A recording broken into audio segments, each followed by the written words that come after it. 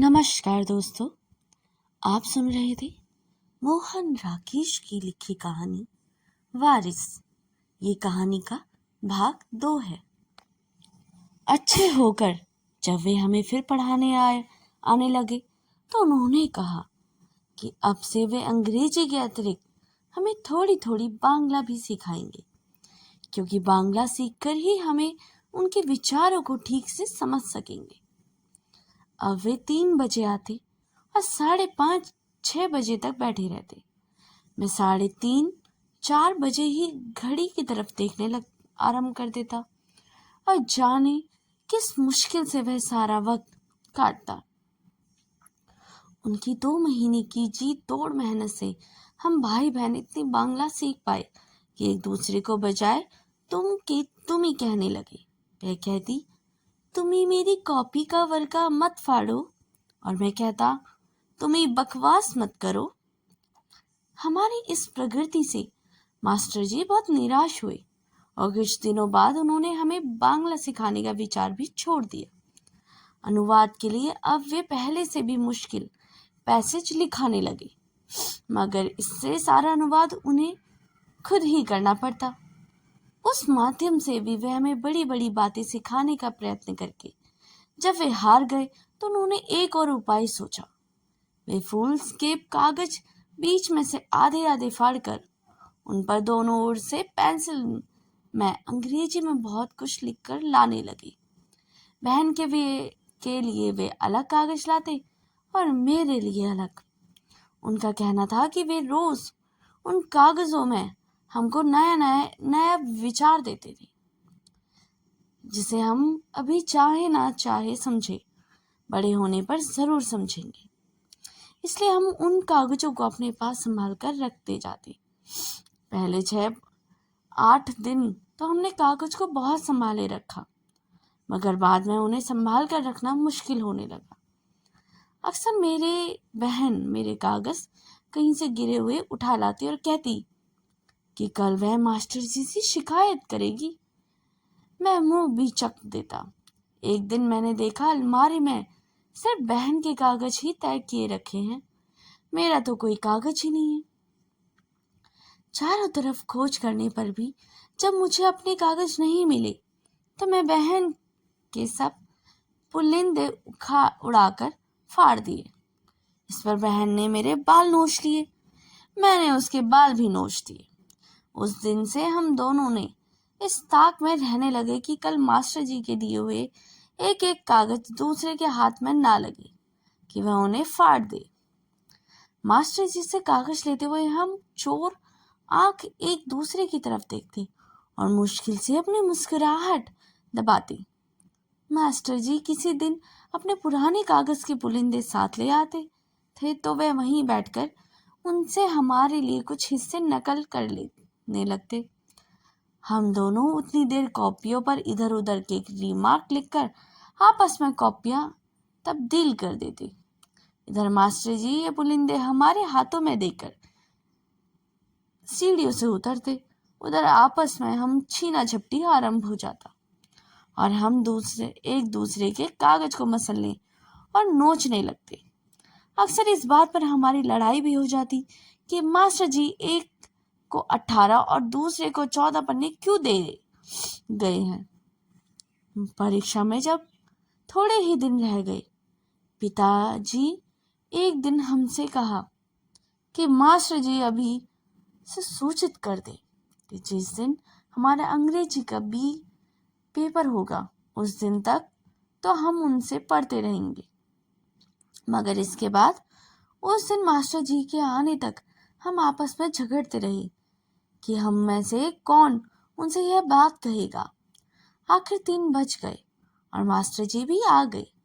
उन्होंने हमेशा की तरह घड़ी की तरफ देखा कि आवाज भी साथ सिर को झटक दिया। पानी का एक घूंट पीकर पोएट्री की किताब खोल दी। हम दोनों एक दूसरे की तरफ देखा और आंखें झुका ली। मास्टर जी बहन ने धीरे से कहा। उन्होंने आंखें उठाकर उसकी तरफ देखा और पूछा कि क्या बात है, उसकी तबीयत तो ठीक है ना। बहन ने एक बार मेरी तरफ देखा मगर मेरी आंखें जमीन से घसी रही। मास्टर जी, पिताजी ने कहा है कि उसने रुकते रुकते बात उन्हें बता दी। क्या मैं जानता? मैं नहीं जानता। माथे पर त्योरिया डालकर सहसा उन्होंने कड़े शब्दों में कहा, मुझे ये बताने की क्या जरूरत थी? और वे जल्दी जल्दी कविता की पंक्ति पढ़ने लगे। Shades of night were falling fast, weighing through an appalling village fast. Ethu. सहसा उनका गला भर गया। उन्होंने जल्दी से 2 घूंट पानी पिया और फिर से पढ़ने लगे। Shades of night were falling fast. उस दिन पहली बार उन्होंने जाने का समय जानने के लिए भी घड़ी की तरफ देखा। पूरे 5 बजते हुए कागज समेटते हुए उठ खड़े हुए। अगले दिन आए तो आते ही उन्होंने हमारी परीक्षा की डेट शीट देखी और बताया कि जिस दिन हमारा बी पेपर होगा उसी दिन से वे यहाँ से चले जाएंगे।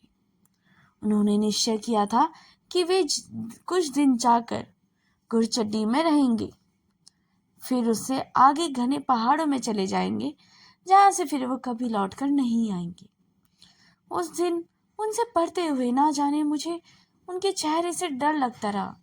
हमारा भी पेपर हो गया।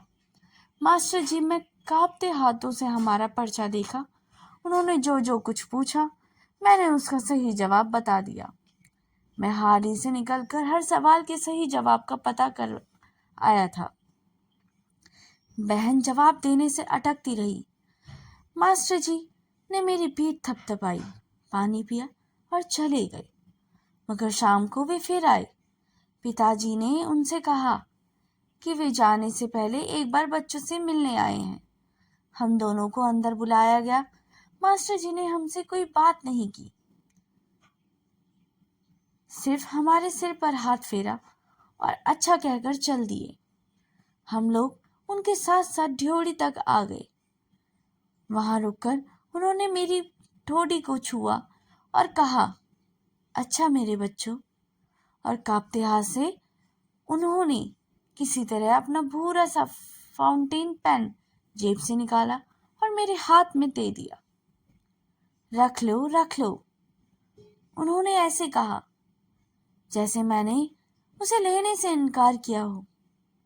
बहुत अच्छा तो नहीं, मगर काम करता है। मुझे को अब उसकी जरूरत नहीं पड़ेगी। तुम अपने पास रख छोड़ना या फेंक भी देना। उनकी आंखें भर आईं। उन्होंने मुस्कुराने का प्रयत्न किया और मेरा कंधा थपथपाकर खटकर सीढ़ियां उतर गए। बहन स्पर्धा की दृष्टि से मेरे हाथ से उस फाउंटेन पेन को देख रही थी। मैंने उसे अंगूठा दिखाया और पेन खोलकर उसकी निब को जांच करने लगा। मगर उसके कुछ ही दिन बाद जब निब मुझसे टूट गया और फिर वह पेन भी जाने कहाँ खो गया। तो दोस्तों, यह स्टोरी यहीं पर समाप्त होती है। यह कहानी मोहन राकेश द्वारा लिखित कहानी है, जो एक पिता और उसके पुत्र के बीच के संबंधों पर आधारित है। कहानी में प्रकाश अपनी पत्नी और पुत्र से दूर एक सुदूर पहाड़ी स्थान पर जाता है, जहाँ उसे जीवन की निराशा और अकेलेपन का सामना करना पड़ता है।